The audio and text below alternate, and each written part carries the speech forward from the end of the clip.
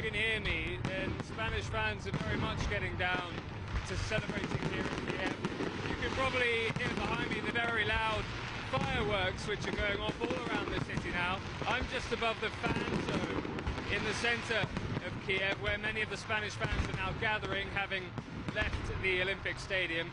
And those that didn't have a ticket for the Olympic Stadium are gathered here anyway, and so it's essentially turning into one big party in the centre of Kiev. It's been very good. Indeed, that hasn't really made the difference, has it, that ECB decision?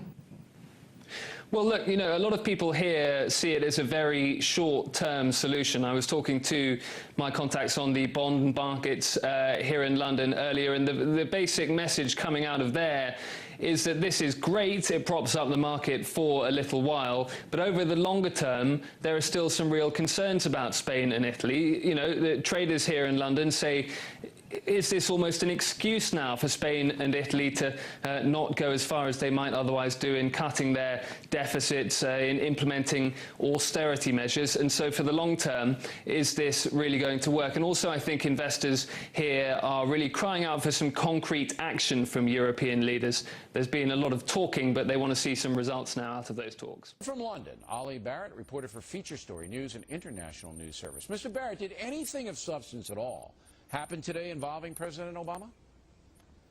Well, I guess that depends, Bill, if you count making Gordon Brown very happy indeed. He's been grinning literally from ear to ear just by being near President Obama today. Other than that... In London, where earlier Iran's foreign ministry said it regretted the attacks and was committed to ensuring the safety of diplomats.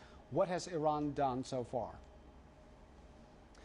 Well, Iran, in one sense, is not being allowed to do very much because, as you've been reporting, British staff are being pulled out of Tehran as a result of this incident. The Iranian apology has not really been accepted by the British. Foreign Minister William Hague acknowledged the apology. Within any second now, we hope. There we go. Expect. There we go. That there was a split-second kiss. The first kiss for the royal couple, I believe, since they got married an hour ago. So as you can see, tens of thousands of people waving at the royal couple there outside Buckingham Palace. Olly, as you were saying, how's the energy like out there in London? Tim, it's a really incredible atmosphere out there. That was the moment that many people were waiting for above all else. I mean, there was the hugely expensive task and difficult task of trying to stop the oil spill, then trying to clean up after the oil spill, trying to help people who live and work in the Gulf of Mexico region regain some of their livelihoods that were lost as a result of the spill. And also there was a huge PR disaster really for BP because of this event. Well, my colleague Olly Barratt is in our newsroom. He's going to be monitoring the congressional races all night. And Olly, you've already got some news for us. Yes, Simon, the first couple of steps towards the real Republican nightmare here, which is a Democratic president as well as powerful Democratic control of the US Senate. North Carolina, Elizabeth Dole, the Republican incumbent, has been defeated. But many in world football think the sudden outrage in England about corruption at FIFA is simply sour grapes following the failed 2018 World Cup bid. In the view of the English FA insists it will continue to work towards change at the top of FIFA. The problem for the FA's bosses is that events in Zurich this week suggest they're finding it hard to get fellow governing bodies to listen to them. Olly Barratt, CCTV, London. There is no one home at the mansion in North London owned by Colonel Gaddafi's son Saif. It's said to be worth around 12 million euros and is one of a string of... Pakistan and Afghanistan. Osama bin Laden was found in Pakistan, close to a military base.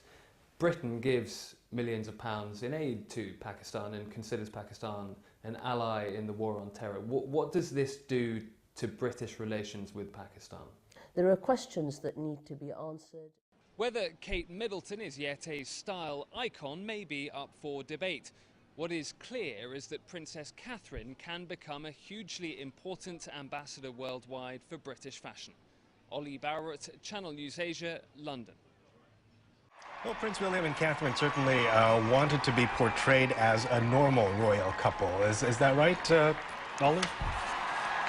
Yeah, absolutely. I mean, look, they're not a normal couple, are they? Compared to, you know, you or I, they're extraordinary in many senses. They are one of the most famous couples in the world. All of that said, Prince William does want to try and maintain as normal a lifestyle as possible. We can see some of that in the events of today. But Kate Middleton didn't vow to obey Prince William, for example, just like many other couples up and down the country. The wedding, although it is a royal occasion and hugely glamorous at times, is perhaps not as glitzy as it might have been. The couple have been very careful to scale that back and not be seen to blow huge amounts of money at a time of austerity.